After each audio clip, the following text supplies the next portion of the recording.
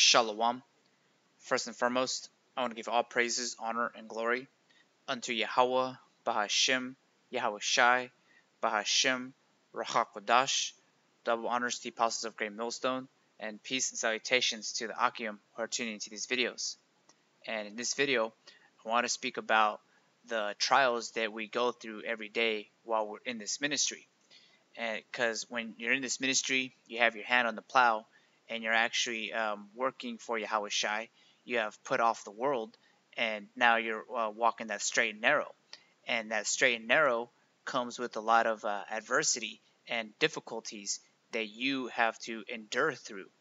And with the scriptures, not only do they give you that forewarning, but they also give you a means to manage through it by this word, the Comforter, and the brothers amongst this ministry. Because anything that we're going through, you have to understand that it's Satan that was sent down to try to sift you and overthrow your faith. And you have to be tested just as Job was tested, and you have to pass these tests. And nobody in this ministry is pardoned from these tests and these chastisements. And like how one of the elder brothers says, Satan, he comes in many different forms, shapes, and sizes, whether it be through your woman or your actual physical ailments, financial situations, you name it. Anything that's going to hinder you, you have to prevail, and you can't let that overthrow your faith. And with the scriptures, they give you that means of enduring with this Comforter. And one precept that I have here in mind, I got a few of them, but here in 2 Corinthians 4, and I'm going to start at verse 14. It says, knowing that he which raised up the Lord Yahweh Shai shall raise up us. Let me read that again. So it's 2 Corinthians 4, verse 14. It says, knowing that he which raised up the Lord Yahweh Shai HaMashiach shall raise up us also by Yahweh Shai, and shall present us with you. For all things are for your sakes, that the abundant grace might through the thanksgiving of many rebound to the glory of Yahweh B'Shem Yahweh Shai. For which cause we faint not, but though our outward man perish, yet the inward man is renewed day by day. So no matter what situation you find yourself in, whether it's a medical, mental, financial situation, you always have to trust in the Lord. You got all these precepts to go back into, and these psalms also, which I'm going to read some good ones that uplifts that spirit. And all you have to understand, like the mindset that you need to have is that these are all just trials and tribulations, and you have to combat Satan just as Job did in his various situations when he was brought to a low estate. And you have to understand that the servant is not greater than the master. Yahweh Shai actually was put on the cross and died, and he was risen back up. And now all of us that are walking in his stead have to go through whatever trial and tribulation that we're going to have to go through. But only the elect are going to prevail through that. There's some actually who have put the hand on the plow in this ministry and have looked back. They let go of it, meaning they're not fit for the kingdom. They didn't have the Spirit with them, and ultimately they weren't studying these scriptures that I have right here in these tabs. Because even though we're going through it, you have to look back to the scriptures. They were written aforetime for our learning. So whenever, for me personally, I like to read the book of Job, because he was afflicted on every side. His family was perished, his woman went against him, even his friends went against him, and he was also physically touched. And the Lord allowed Satan to touch his flesh. He just wasn't allowed to kill him ultimately. And the scriptures speak about how the Lord isn't going to put too much that you can't handle. These are all just tests. They're not judgments. These are chastisements for you to overcome and learn from them. Just like it says here in verse 16, it says, for which cause we faint not, but through our outward man perish, yet the inward man is renewed day by day.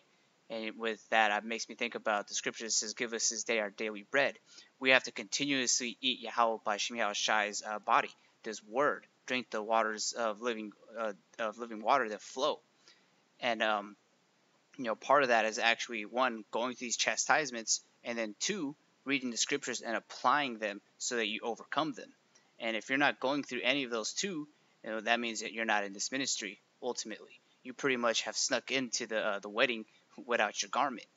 These are characteristics that the hopeful elect are going to show forth, and the elect are going to actually prevail against them and endure through them. Like the scripture says, many are called, but few are chosen. I've actually met a few people who they looked like they were sincere about this. They were coming to camp, but now we don't know where they're at. No one can contact them. They blocked our number, however it may be. It's many cases. It isn't just here at the San Francisco camp that has happened. It took place almost in every camp in this ministry. But that's ultimately the scriptures, proving these people and testing them. Because here in Great Millstone, we actually apply the scriptures and we actually read these things. And some people are not fit for the battle. But the thing is, though, when we're speaking these things, we're being a comforter unto you, and we're giving you that good news that, even though we're all catching hell, you got to remember the scriptures. You got to remember to pray, and you got to remember not to curse the Most High and die, not to let go of your integrity like how Job's wife was trying to get him to do. That's the mindset of a winner, a person that's going to endure no matter what happens to him, no matter what the Lord throws at him. And that's who the Lord is dealing with as the elect, because he's trying us in the fire. I got that in Sirach 2, but I'm going to read this here, finishing off in 2 Corinthians 4, verse 16. It says, "For which cause we faint not, but through our outward man perish, yet the inward man is renewed day by day. For our light affliction, which is but for a moment, worketh for us a far more exceeding and eternal weight of glory." You have to understand that we are all contending in this race for that uncorruptible crown, and you can't let no man take thy crown, not even yourself at times. That's why the scriptures speak about how Satan's trying to sift you out of this ministry.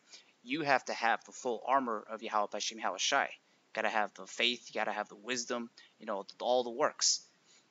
And verse 18 says, "While we look not at the things which are seen, but at the things which are not seen, for the things which are seen are temporal, but the things which are not seen are eternal." And that's where we have the eye on the prize. The kingdom of heaven is within you already. If you believe, then you're still on that tightrope. And if you've already your faith was overthrown, you may be on that tightrope, but you're on the verge of falling. And ultimately, that this is all just that personal test that we're all going through.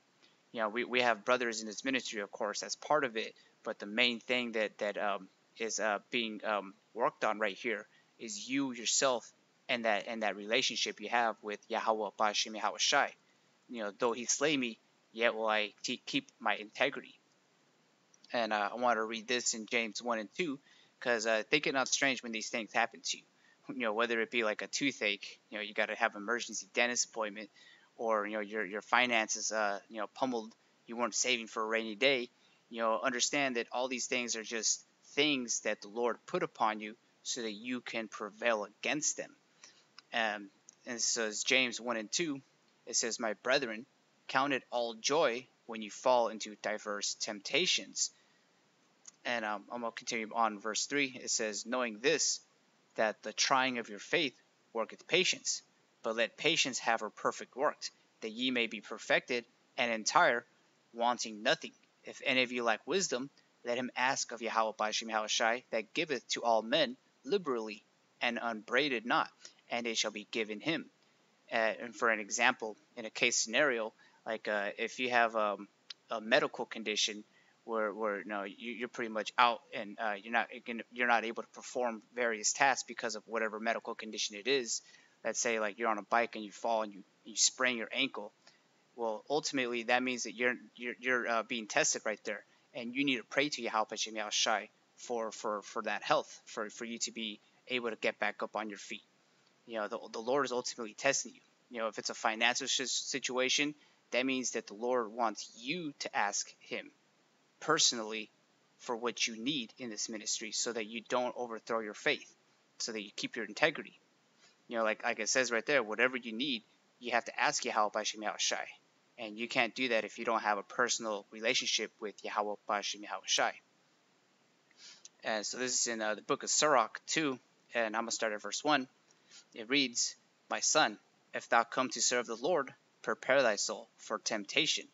And this is something when I first came into the ministry, this chapter was read and it spoke volumes because it made me know and understand that this isn't just some boys club where we all hang out on the weekend or something. This is actually serious. This is about life and death. This is about Yahweh Shai's ministry. This is about pushing his word. Like how Apostle Tahar says, this is pretty much like a mafia. It's a spiritual one. We're not out there doing some crazy stuff. But the foolish thing is that we're preaching. We're preaching Yahweh Hashem Yahweh Shai unto the congregation of the dead. Yet the elect are going to hear this word and they're going to obtain it. And so when we do these things, we're actually also telling them about the stipulations when you come into this ministry. That if you really want to be in this ministry, you have to know and understand that now Satan's out to get you. Now Satan is going to start trying you and trying your faith, whatever it may be. Some brothers probably never go through any financial situations, but other brothers do. It's all just a personal walk, and I can't walk that walk for you. I could help. That's as much as I can do. And the scriptures speak about charity covering a multitude of sins. And these are the things that we have to practice amongst the brotherhood, but not all of us have that luxury. But we all have the luxury of the Spirit, the Comforter, and also this word being pushed out through the internet even. Because all you really need to do is you open the scriptures, and soon after your problems will eventually get solved through patience, of course. But it says, reading back in verse 1, it says, "My son, if thou come to serve the Lord, prepare thyself for temptation. Set thy heart aright, and constantly endure, and make not haste in time of trouble." And it says, "Cleave unto him, and depart not away, that thou mayest be increased at thy last end. Whatsoever is brought upon thee, take cheerfully, and be patient when thou art changed to a low estate." It makes me think of here in James 1 and 2. You have to actually understand that if you're catching hell, that's actually a good thing. That means that you're still on the balance being weighed, and Satan is seeing if you're worthy to be in this ministry or not. And like how the apostle says, if you're living fine and dandy, you're not catching any chastisements, you got to start reading the scriptures because something may be off. But continuing on, verse 4 says, "Whatsoever is brought upon thee, take cheerfully, and be patient when thou art changed to a low estate. For gold is tried in the fire and acceptable men in the furnace of adversity." And verse 6 says, "Believe in him, and he will help thee. Order thy way aright, and trust in him." And the way you trust in him is by the scriptures. You read these words, and they're supposed to comfort you. If you read these words and nothing's helping, then you need to evaluate yourself, examine yourself whether you be in the faith, because these scriptures have to apply to you if you're of the hopeful elect. These are things that we're constantly doing in this ministry. And I want to read this also in Hebrews 12 verse 6. It says, "For whom the Lord loveth, he chasteneth, and scourgeth every son whom he receiveth. If ye endure chastening," there's that word endure again, because that's the what the hopeful elect are doing right now, is we're enduring the chastisements. An observation that I had, with just in the times of Noah, everybody else was given into marriage, drinking and partying and living that debauchery lifestyle. But us in the ministry, if your hand is on the plow, then your world pretty much ended. We pretty much disregard our lives, and we live through Yahweh Shai.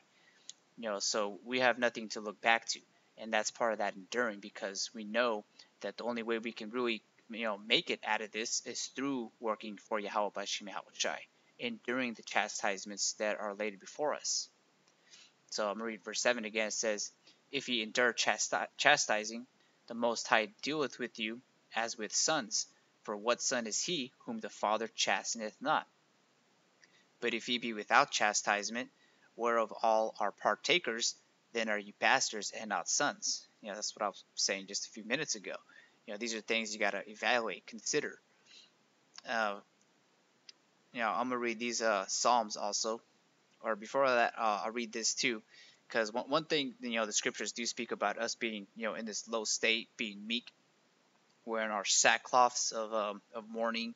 But we have to understand that this is just for a small set time. Like right here, back in 2 Corinthians 4 and 17 it says, "For our light affliction is but for a moment, worketh for us a far more exceeding and eternal weight of glory." Because you're in this ministry, you're contending for that slot to be delivered from this hell. Because after this, we're not going to catch hell. The law is going to be written on our inward parts, and we're never going to have a financial burden, a financial crisis, or whatever. A medical ailments, our women's aren't going to come up against us. The kingdom is going to be fine and dandy, and that's why we are yearning for in this ministry. I'm gonna get this precept here in Matthew 5 real quick. Just real quick, I've been reading this one a lot also. Matthew 5 and verse 6, it says, "Blessed are they which do hunger and thirst after righteousness, for they shall be filled."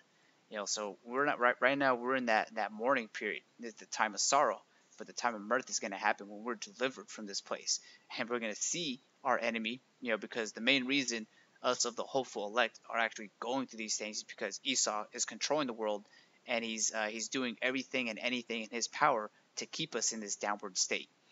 But no one understand that the tables are going to be turned once the elect are delivered. Then that's going to be the time of rejoicing. And this is in Baruch 4 verse 25. It says, "My children, suffer patiently and wrath that is come upon you from the Most High Yahweh B'Hashem Yahushai. For thine enemy hath persecuted thee, but shortly thou shalt see his destruction and shalt tread upon his neck." And that's the mindset that we have to have. Even though like Esau's ruling everything in chaos, we know and understand that that's only for a certain period of time. Pertaining to the book of Daniel, where it talks about all the nations that were ruling in the visions that he was seeing. But the last and final one, the meteor that struck down that statue, represents the nation of Israel. Yahweh Shai setting the kingdom forever, and it's never going to be taken down. All these heathen nations are temporal, but the kingdom to come is forever, eternal.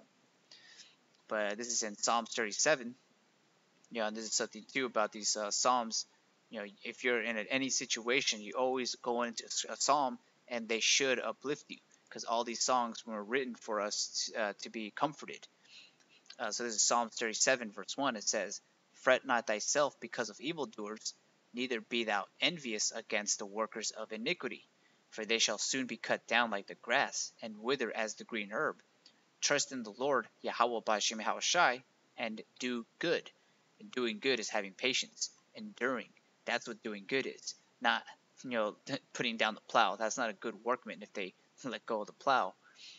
But continuing on, it says, "So shalt thou dwell in the land, and verily thou shalt be fed." We are hungering for that. We thirst for righteousness. And those people that are thirsting for righteousness, they're going to be fulfilled. The meek shall inherit the earth. And verse 4 it says, "Delight thyself also in the Lord Yahweh B'Hashem Yahushai, and he shall give thee the desires of thine heart. Commit thy way unto the Lord, trust also in him, and he shall bring it to pass. And he shall bring forth thy righteousness as the light, and thy judgment as the noonday. Rest in the Lord, and wait patiently for him. Fret not thyself because of him who prospereth in his way, because of the man who bringeth wicked devices to pass." Going into Esau and the 2/3 lot, where they're pretty much just like as in the days of Noah, they're just given into marriage, drinking, debauchery. Their world is almost at an end, but ours is about to start. I'm gonna read this also too. In Psalms 23, it says, "The Lord Yahweh B'Hashem Yahushai is my shepherd; I shall not want. He maketh me to lie down in green pastures. He leadeth me beside the still waters. He restoreth my soul. He leadeth me in the paths of righteousness for his name's sake. Yea, though I walk through the valley of the shadow of death, I will fear no evil, for thou art with me. Thy rod and thy staff, they comfort me." So know and understand that Yahweh B'Hashem Yahushai, even though you are going through these things, he's there, and the angels are there to minister also, just as long as you're actually praying. And if you're just catching hell and you're doing nothing about it, that's pretty much being a sluggard. You're not doing what you're supposed to be doing. You're supposed to call upon Yahweh B'Hashem Yahushai when you're in a low state. And the last precept I wanted to read is in 1 Peter 4 verse 12. It says, "Beloved, think it not strange concerning the fiery trials which is to try you, as though some strange thing happened unto you. So don't focus too much on the fact that you're going through these things, but more just focus on the fact on how you're going to endure through those things. And verse 13 it says, "But rejoice inasmuch as ye are partakers of Hamashiach's sufferings, that when his glory shall be revealed, ye may be glad also with exceeding joy. If ye be reproached for the name of Hamashiach, happy are ye, for the spirit of glory and of God resteth upon you. On their part is he evil spoken of, but on your part he is glorified. But let none of you suffer as a murderer, or as a thief, or as an evildoer, or as a busybody in other men's matters." So focus in on what Yahweh Bashim Yahushai pleases in, or what he pleases, he takes pleasure in. That's how you say it. But with that, I'd like to give honor, praises to Yahweh Bashim Yahushai, Ba'ashem Rahak Wadash. And anything you're going through, Akim, just know and understand that Yahushai went through it too, and his servants are going to go through it also. And make sure to read the scriptures when you're brought to a low state. And and Shalom, Akim.